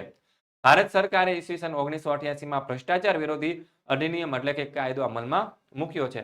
આ અધિનિયમ બધા સરકારી કર્મચારીઓને લાગુ પડે છે. આ અધિનિયમ અનુસાર લાંચ, રૂશ્વત, છેતરપિંડી, આર્થિક લાભ, પદની સત્તાનો દુરુપયોગ, આવક કરતા વધારે સંપત્તિ એકઠી કરવી વગેરે બાબતો શિક્ષાપાત્ર ગુનો ગણાય છે. દોષિત ગુનેગાર આ અધિનિયમ અંતર્ગત જેલની સજા અને દંડપાત્ર ગણાય છે. કેન્દ્ર સરકારે માહિતી અધિકાર 2005 અને નાગરિક અધિકાર પત્ર અમલી બનાવ્યા છે. આ કાનૂની પ્રબંધ મુજબ દરેક સરકારી કર્મચારીએ પોતાની સોંપાયેલી વહીવટી કાર્યમાં નિયત સમય મર્યાદામાં પૂરા કરવાની બાહેંધરી આપવાની હોય છે અને સરકારના પ્રયાસોનો હેતુ પારદર્શક અને સરળતા વહીવટીની જવાબદારી વધારવામાં આવેલી છે. ત્યારબાદ જોઈએ આગળનો પ્રશ્ન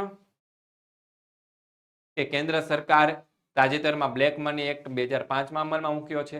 આ કાનૂનમાં ભ્રષ્ટાચારને શિક્ષાપાત્ર અપરાધ માનવામાં આવ્યો છે. આ ઉપરાંત સરકારે foreign act, exchange management act, ફેમા ના કાયદામાં મની લોન્ડરિંગ એક્ટમાં અને કસ્ટમ એક્ટની ધારા 1312માં સુધારા કર્યા છે.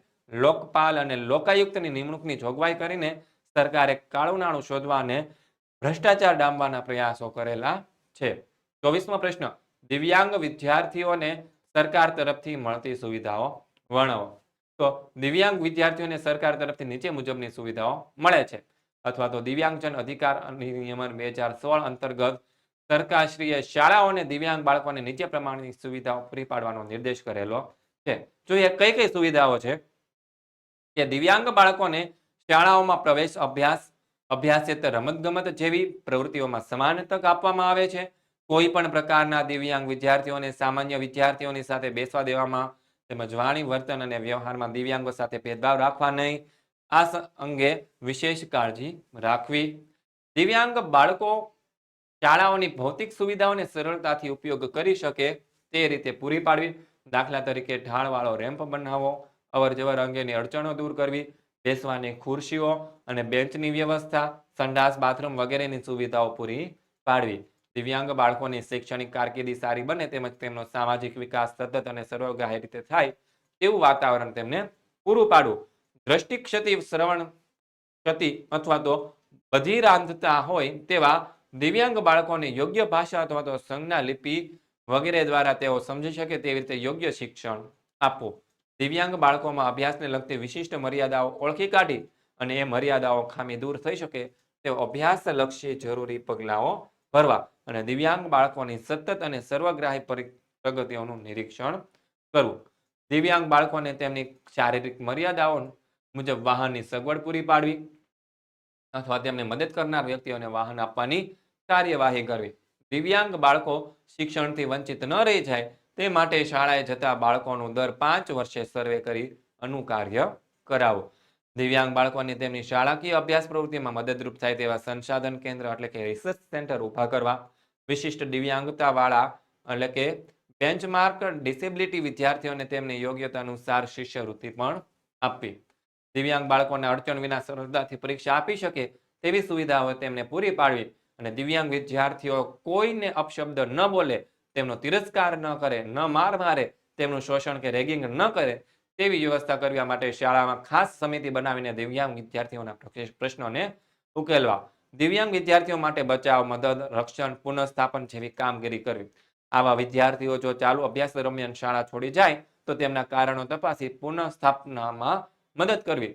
દિવ્યાંગ બાળકો માટે વિદ્યાર્થી, વાલી અને સમાજના બધા વર્ગોમાં જાગૃતિ, સહાનુભૂતિની લાગણી પેદા કરવી.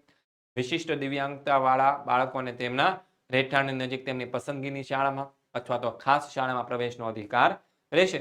આ પ્રકારનું દરેક બાળક 18 વર્ષની વયનું થાય ત્યાં સુધી તેને યોગ્ય વાતાવરણમાં મફત શિક્ષણ અને વિનામૂલ્ય વિશિષ્ટ સાધનોનો લાભ મળી રહે તેવી વ્યવસ્થા કરવાની રહેશે. 25મો સવાલ અન્ન સલામતીના વિધેયકની જરૂરિયાત અથવા તો હેતુઓ જણાવો. તો અન્ન સુરક્ષા એટલે કે દરેક વ્યક્તિ માટે બધા જ સમયે સક્રિય અને સ્વસ્થ જીવન માટે પૂરતા પોષણક્ષમ આહારની પ્રાપ્તિ. રાષ્ટ્રીય અન્ન સલામતી કાયદો કેન્દ્ર સરકારે 5 જુલાઈ 2013ના રોજ અમલમાં મૂક્યો. રાષ્ટ્રીય અન્ન સલામતી કાયદા મુજબ હેતુઓ નીચે પ્રમાણે છે. દેશની વધતી જતી જનસંખ્યાની અનાજની માંગને સંતોષવી તેમજ દરેક સમયે સસ્તા દરે પૂરતા પ્રમાણમાં ગુણવત્તાયુક્ત સભર શિક્ષણ અનાજ પૂરું પાડવું. બાળકોમાં કુપોષણની સમસ્યા નિવારવા યોગ્ય સંબંધ કરવો તેમજ પોષણયુક્ત આહારના કુલ ઉત્પાદનને પ્રોત્સાહન આપવું. અનાજની વહેંચણીની જાહેર વિતરણ પ્રણાલીને વધુ સંગીન, પારદર્શક અને સરળ બનાવી. અંત્યોદય કુટુંબોને અને ગરીબી રેખા હેઠળ જીવતા કુટુંબને પોષણક્ષમ આહાર રૂપે રાહત દરે પૂરતા પ્રમાણમાં અનાજ અને જીવન જરૂરિયાતની અન્ય વસ્તુઓ પૂરી પાડવી, ગર્ભવતી સ્ત્રીઓ અને સ્તનપાન કરાવતી માતાઓને પોષણક્ષમ આહારની જરૂરિયાતો પૂરી પાડવી. ત્યારબાદ 26મો પ્રશ્ન, બાળકોને મફત અને ફરજિયાત શિક્ષણના હકના કાયદાની મુખ્ય જોગવાઈઓ જણાવો. તો ઈસવીસન 2009માં 6 થી 14 વર્ષની વય જૂથના બાળકોને મફત અને ફરજિયાત શિક્ષણનો કાયદો અમલમાં મૂક્યો હતો. એ કાયદાને આધીન રહીને ગુજરાત સરકારે 18 ફેબ્રુઆરી 2012ના રોજ બાળકોને મફત અને ફરજિયાત શિક્ષણના હકના નિયમો 2012 અમલમાં મૂક્યા હતા. બાળકોને મફત અને ફરજિયાત શિક્ષણના અધિકારની મુખ્ય જોગવાઈઓ નીચે મુજબ છે. એમાં શું કહે છે? તો કે 6 થી 14 વર્ષની ઉંમરના દરેક બાળકોને તેમના ઘરની નજીકની શાળામાં પ્રવેશ આપવો.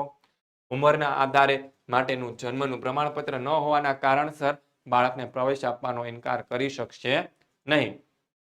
14 વર્ષ પૂરા થયા હોય તો પણ બાળકના પ્રાથમિક શિક્ષણ પૂરું કરે ત્યાં સુધી તેનું શિક્ષણ ચાલુ રાખીને મફત શિક્ષણ આપો. શાળામાં પ્રવેશ આપતી વખતે બાળકની ઉંમર 6 વર્ષની હોવી જોઈએ અને બાળકના જન્મનો દાખલો ન હોય તો હોસ્પિટલનો રેકોર્ડ અથવા તો બાળકની ઉંમર અંગે માતા પિતાએ કરેલા સોગંદનામાના આધારે પ્રવેશ આપી શકાશે. કોઈ પણ જાતના ભેદભાવ વિના દરેક બાળકને પોતાનો પ્રવેશ આપવો. પ્રવેશ માટે બાળકને પ્રવેશ આપતી વખતે બાળકની પ્રવેશ પરીક્ષા લેવી, બાળક અને માતા પિતા ઇન્ટરવ્યુ લેવો, માતા પિતાની આવક, શૈક્ષણિક લાયકાત અને યોગ્યતા તપાસી વગેરેમાંથી કોઈ પણ કરી શકાશે નહીં. બાળકને પ્રવેશ આપતી વખતે બાળકની પ્રવેશ પરીક્ષા લેવી, બાળક અને માતા પિતાનો ઇન્ટરવ્યુ લેવો, માતા પિતાની આવક, શૈક્ષણિક લાયકાત અને યોગ્યતા તપાસવી વગેરેમાંથી કોઈ પણ કાર્ય કરી શકાશે નહીં. ધોરણ 3 થી 5 વર્ષના વય જૂથના બાળકોને શિક્ષણ માટે પ્રી સ્કૂલનું શિક્ષણ, તેનો અભ્યાસક્રમ, મૂલ્યાંકન તેમજ શિક્ષકો માટે ખાસ તાલીમ માટેના નિયમો વગેરેની બાબતોને આ કાયદા હેઠળ આવરી લેવામાં આવી છે. સમાજના નબળા વર્ગો, પછાત વર્ગો અને ગરીબી રેખા નીચે જીવતા કુટુંબોના બાળકોને તેમના કાયદામાં દર્શાવેલી ઓળખના વર્ગની કુલ સંખ્યાની ક્ષમતામાંથી 25%ની મર્યાદામાં ફરજિયાત પ્રવેશ આપવાનો રહેશે. સમાજના નબળા વર્ગો, પછી શાળાના શિક્ષકો ખાનગી ટ્યુશનની પ્રવૃત્તિ કરી શકશે નહીં. શાળાના લઘુ લાયકાત ધરાવતા શિક્ષકોએ 5 વર્ષમાં નિર્ધારિત ધોરણે શૈક્ષણિક લાયકાત મેળવવી પડશે. બદલી સિવાયના કારણસર બાળક પ્રાથમિક શિક્ષણ પૂરું ન કરે ત્યાં સુધી તેને શાળામાંથી કાઢી મુકાશે નહીં. ખાનગી શાળાઓમાં અભ્યાસ કરનાર નબળા વર્ગોના, પછાત વર્ગોના અને ગરીબી રેખા નીચે જીવતા કુટુંબોના બાળકોની ફી શરતોને આધીન રહીને સરકાર ચૂકવશે. આ કાયદાની જોગવાઈઓનું પાલન કરવા માટે સરકારે એક અલગ વ્યવસ્થા તંત્ર, ટ્રિબ્યુનલ અને કાઉન્સિલ જેવી જોગવાઈઓ કરેલી છે. આ કાયદાના ભંગ બદલ શાળાના સંચાલકોને દંડ કરવાની અને શાળાને માન્યતા રદ કરવા સુધીની જોગવાઈઓ કરવામાં આવેલી છે. 27મો પ્રશ્ન, રાષ્ટ્રીય અન્ન સલામતી કાયદાની જોગવાઈઓ જણાવો. તો ભારત સરકારે 5 જુલાઈ 2003માં રાષ્ટ્રીય અન્ન સલામતીનો કાયદો પસાર કર્યો. અને અન્ન સલામતી એટલે કે દરેક વ્યક્તિ માટે બધા જ સમયે સક્રિય છે અને સ્વસ્થ જીવન માટે પૂરતા પોષણક્ષમની આહારની પ્રાપ્તિ. આ કાયદા અન્વયે ગુજરાત સરકારે મા અન્નપૂર્ણા યોજના શરૂ કરી છે. આ યોજના હેઠળ રાજ્યના શહેર કે ગ્રામ્ય વિસ્તારના જરૂરિયાતમંદ મધ્યમ વર્ગના ગરીબ કુટુંબોને વાજબી ભાવથી અનાજ આપવામાં આવે છે. આ ઉપરાંત રાજ્યના અંત્યોદય કુટુંબોને તેમજ ગરીબી રેખા નીચે જીવતા તમામ કુટુંબોનો પ્રતિ માસ 35 કિલોગ્રામ અનાજ મફત આપવામાં આવે છે. આ યોજના હેઠળ મધ્યમ વર્ગના ગરીબોના કુટુંબોની જાહેર વિતરણ પ્રણાલી એટલે કે પીડીએસ હેઠળ વ્યાજબી ભાવની દુકાનો દ્વારા પ્રતિ માસ વ્યક્તિ દીઠ 5 કિલોગ્રામ અનાજ, જેમાં 2 રૂપિયા પ્રતિ કિલો, ચોખા 3 રૂપિયા પ્રતિ કિલો અને જાડું અનાજ 1 રૂપિયા પ્રતિ કિલોના ભાવે આપવામાં આવે છે. આ યોજના અન્વયે ગુજરાતના લગભગ 3.82 કરોડ જરૂરિયાતમંદ લોકોને રાહત દરે અનાજ આપીને તેમને અન્ન સુરક્ષા બક્ષી છે. આ યોજનાનો લાભ મેળવતા કુટુંબોની બચતો વધશે, જેથી તેઓ અન્ય વપરાશી ચીજવસ્તુ ખરીદીને પોતાનું જીવન ધોરણ સારું બનાવી શકશે. ત્યારબાદ આગળનો પ્રશ્ન જોઈએ, નકશાવાળો પ્રશ્ન કે પ્રશ્ન ક્રમાંક 54, ભારતના નકશામાં સંજ્ઞાઓ વડે વિગતો દર્શાવો. તો કાપની જમીન છે આવા કથ્થઈ કલરમાં આપણે દર્શાવેલી છે. તો એમાં પંજાબ રાજ્ય આવી ગયું, રાજસ્થાન રાજ્યનો થોડોક ભાગ, હરિયાણા, ઉત્તર પ્રદેશ, દિલ્હી, બિહાર અને પશ્ચિમ બંગાળ રાજ્યનો ભાગ છે. તેની અંદર આવશે આપણી કાપની જમીન. કાળી જમીનમાં આવશે મહારાષ્ટ્ર અને મધ્યપ્રદેશ. રણ પ્રદેશની જમીન આવશે એમાં રાજસ્થાનનો આ બાજુનો ભાગ અને લેટેરાઇટ જમીન આવશે એમાં પશ્ચિમ ઘાટનો ભાગ, અહીંયા સિક્કિમ રાજ્ય, અહીંયા અરુણાચલ પ્રદેશ રાજ્યનો જે ભાગ છે તે અને અસમ રાજ્યનો થોડો ભાગ છે તે તેમાં આવશે. ત્યારબાદ આગળનો પ્રશ્ન જોઈએ બીજો, એમાં કયા નકશાને દર્શાવવાનું છે તો કે નળ સરોવર પક્ષી અભયારણ્ય અહીંયા ગુજરાતમાં આવશે, કેવલાદેવ અભયારણ્ય છે અહીંયા રાજસ્થાનની અંદર આવશે, પેરિયાર અભયારણ્ય છે તે અહીંયા તમિલનાડુની અંદર આવશે, ચંદ્રપ્રભા અભયારણ્ય છે તે ઉત્તર પ્રદેશમાં આવે છે અને એતુર નાગરમ અભયારણ્ય છે તે અહીંયા મહારાષ્ટ્રની નીચે તેલંગાણા રાજ્યની અંદર આવશે. ત્યારબાદ આગળ જોઈએ કે રાષ્ટ્રીય ઉદ્યાન, ગીર રાષ્ટ્રીય ઉદ્યાન અહીંયા ગુજરાતમાં, દચીગામ રાષ્ટ્રીય ઉદ્યાન જમ્મુ કાશ્મીરમાં, કોર્બેટ રાષ્ટ્રીય ઉદ્યાન ઉત્તરાખંડમાં, કાન્હા રાષ્ટ્રીય ઉદ્યાન મધ્યપ્રદેશમાં, બાંદીપુર રાષ્ટ્રીય ઉદ્યાન કર્ણાટકમાં અને માનસ રાષ્ટ્રીય ઉદ્યાન છે તે અહીંયા અસમની અંદર આવશે. ત્યારબાદ જોઈએ સુંદરવન જૈવ આરક્ષિત ક્ષેત્ર પશ્ચિમ બંગાળ, પંચમઢી જૈવ આરક્ષિત ક્ષેત્ર મધ્યપ્રદેશ, કચ્છનું રણ ગુજરાતમાં, ગ્રેટ નિકોબાર છે તે અંદમાન અને નિકોબારના જે ટાપુઓ છે ત્યાં, અને નીલગિરી છે તે કર્ણાટકની અંદર. ત્યારબાદ જોઈએ ડાંગર ઉત્પન્ન કરતો એક પ્રદેશ, તેને આપણે દર્શાવીશું તમિલનાડુ રાજ્યની અંદર. ઘઉં ઉત્પન્ન કરતો એક પ્રદેશ પંજાબની અંદર વધારે થાય. ચા કોફી ઉત્પન્ન કરતો પ્રદેશ છે તે આપણે અસમની અંદર દર્શાવીશું અને કોફી માટે આપણે દર્શાવીશું કર્ણાટકને. ચણ ઉત્પન્ન કરતો પ્રદેશ જે છે તે આપણે અહીંયા બિહારની અંદર દર્શાવી દઈશું. તમાકુ ઉત્પન્ન કરતો પ્રદેશ તમે આંધ્રપ્રદેશ રાજ્યની અંદર, અને શેરડી ઉત્પન્ન કરતો પ્રદેશ જે છે તે ઉત્તર પ્રદેશમાં વધારે થાય, અને મગફળી ઉત્પન્ન કરતો પ્રદેશ એટલે આપણું ગુજરાત રાજ્ય. ત્યારબાદ જોઈએ આગળનો પ્રશ્ન કે ભારતનો સૌથી લાંબો રેલ માર્ગ વિવેક એક્સપ્રેસ, તો અહીંયા દર્શાવેલો છે. અહીંયાથી ચાલુ થાય છે સૌથી લાંબો રેલ માર્ગ અને છેલ્લે કન્યાકુમારી સુધી જાય છે. દિબ્રુગઢથી કન્યાકુમારી સુધી આવેલો છે. ત્યારબાદ દિબ્રુગઢથી કન્યાકુમારી સાથે પછી સૌથી લાંબો રાષ્ટ્રીય ધોરીમાર્ગ નંબર 7, તો સૌથી લાંબો રાષ્ટ્રીય ધોરીમાર્ગ નંબર 7 અહીંયા દર્શાવેલો છે, અલ્હાબાદથી હલ્દિયા સુધીનો. ત્યારબાદ રાષ્ટ્રીય જળમાર્ગ નંબર 1 છે ગંગા નદીનો. ત્યારબાદ જોઈએ કે હલ્દિયાથી અલ્હાબાદ સુધીનો છે. પછી રાષ્ટ્રીય જળમાર્ગ નંબર 2 બ્રહ્મપુત્રા નદીનો છે તે અહીંયા દર્શાવેલો છે.